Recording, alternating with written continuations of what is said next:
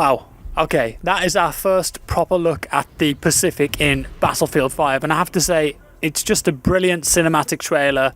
I think it ticks all the right boxes, and if you were already hyped, then you may have exploded now, and if you weren't, then maybe you're a bit interested now. I don't know, but two maps were shown there, Iwo Jima and Pacific Storm, and of course at the end we got a tease of Wake Island. Yes, the classic Wake Island is returning to Battlefield 5 in the Pacific. I think we all knew it was coming in a way, we just didn't know when and how, but I mean, from the small glimpse that we got, it looks absolutely next gen. Now, just a disclaimer for you guys, I'm actually at DICE in Stockholm at the moment, and I've been playing the Pacific maps and content over the last 2 days. Unfortunately, I'm not allowed to talk about specifics of what I've played because there is an embargo for that coming up really soon. But of course, with this trailer being out, we can take a look at it and I can give you guys some insight on what everything is. First of all, I think that we have to talk about the katana and the flamethrower. This is just cool, and DICE have announced that these will be battle pickups in the level. So the previously mentioned katana is a battle pickup, meaning it needs to be found on the battlefield to be equipped. Both factions can use this time-honoured melee weapon when the action gets close and personal. Chapter 5's other battle pickup is the M2 flamethrower, and its man-portable backpack design will make you highly effective against groups of enemy infantry. So in the trailer, obviously it's really cinematic when the Japanese soldier just goes Kylo Ren mode with that katana, and it seems to be a one-hit kill, and there's some cool animations going on there. So I'm looking forward to that, and of course the flamethrower, I mean, that's a battle pickup. I'm kind of glad that these are back in the game in a way, because when you've got things like that, they do add more fun sandbox style moments to the game. And flamethrowers, yeah, they're just awesome, aren't they? Imagine flanking someone with this baby. It's going to get messy. It did look like on Iwo Jima there were loads of caves and cavern style areas, so if there's a capture point or something in there and you go on a back rage with the flamethrower or even the katana, things could get really messy for the enemy team. I just realised I didn't even say the release date, so it's coming out on the 31st of October, 8 days to go. In terms of maps, well, at launch we've got two of them, Iwo Jima and Pacific Storm.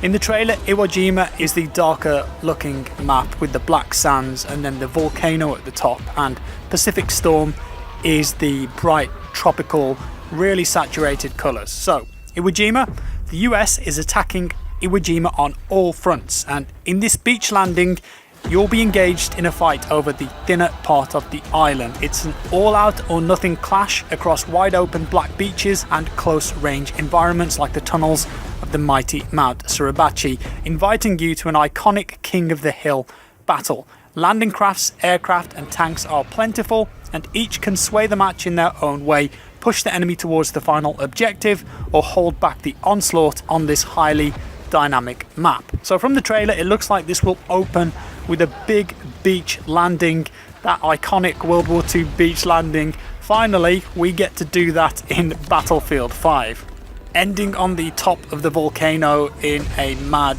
chaotic struggle. The Pacific Storm, again that's the brighter, more saturated map. The weather is as treacherous as your foes on this set of islands where a game-changing storm may roll in. Alright, so there's a bit of Levolution here perhaps, where a storm can randomly come in every now and again and perhaps go away, reducing your sightlines and evolving the battle. Move between islands with your squad and secure the control points using boats, amphibious tanks or aircraft. As you attack or defend across land, air and sea, stay on your toes. You never know what's around the next ridge. Fans of Battlefield 4 will see shades of the classic map Paracel Storm in the world of possibilities offered through Pacific Storm's layout. So lots of island hopping on this map. Iwo Jima seems to be very horizontal and flat and frontline, whereas Pacific Storm, there's lots of boats as you saw in the trailer. There's the smaller Japanese boat which looks really fast but perhaps weak, and then you've got the Higgins boats on the US and various other modes of transport. I'm sure at some point there was an amphibious tank of some delineation in there too. And then finally, Wake Island coming in December, arguably the most legendary map since the dawn of Battlefield. Wake Island arrives to Battlefield 5 in reimagined form in December. The map's iconic horseshoe-shaped layout ensures dynamic changes to where the action will be through the airfield and other areas, granting vehicle access are sure to be constant focal points. Keep on the move to win the battle. Use fortifications to create choke points and lure enemies into kill boxes. Do everything it takes in this war-ridden tropical setting to conquer the island, the skies and the waves. Wake Island, I don't think they will change the layout much at all, to be honest with you, but they did make a note of the fortifications there, so perhaps Wake Island will have some unique fortifications on it. New weapons, of course, in the trailer. We saw the Garand. I mean, come on, it's a Garand. We got the ping, we're here for it. In Chapter 5 you will wield classic World War II firearms and anything in between. We've also got the Type 99 Arasaka, and that's for the Recon class, and that weapon is based on one of the strongest military bolt-action rifles ever manufactured. That's a Japanese rifle. I'm assuming it will be quite powerful on the Recon class. The Medic class players will be able to deploy with the Type 100, and that's a Japanese SMG which will come in handy in close quarters thanks to its insane rate of fire and control. Finally, there's the powerful M1919A6, and that's a medium machine gun for the support class, belt fed and obviously suppressing enemies from medium to long distances. And in the news post they said that with these guns you'll be able to unlock and choose the right specializations to make it fit your playstyle.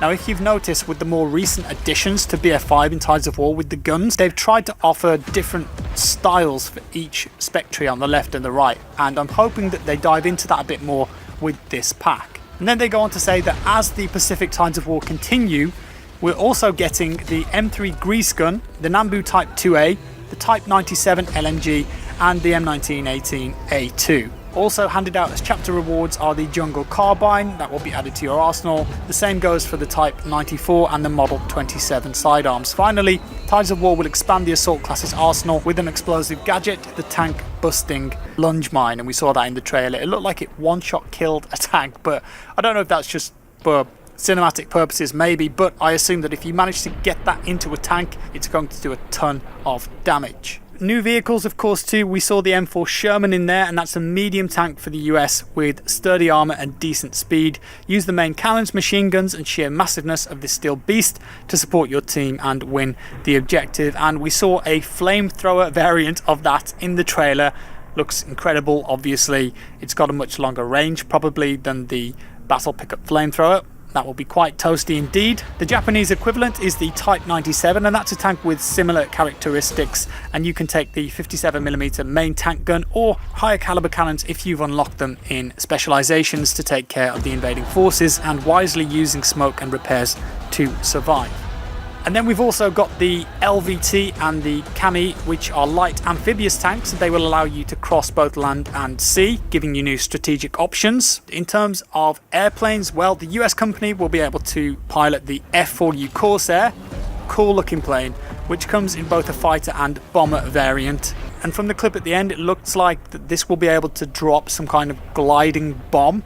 That's new. It looks like DICE are really going to town here with the specializations.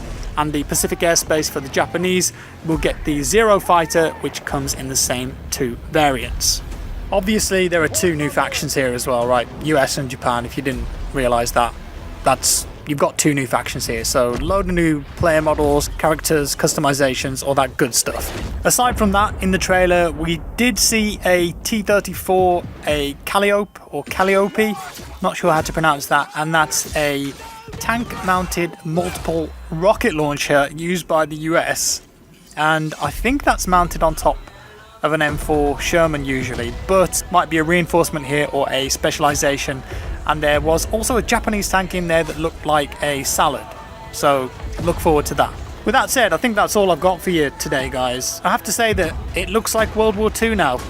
It actually does, and it's releasing soon, so amazing. And I've said it before, but I feel like this could really be a turning point for BF5. I hope so. With that said, let me know your thoughts down in the comments below, guys. Thank you so much for watching. If you liked this video, leave a like. If you didn't, a dislike. Subscribe for more, and I'll see you in the next one.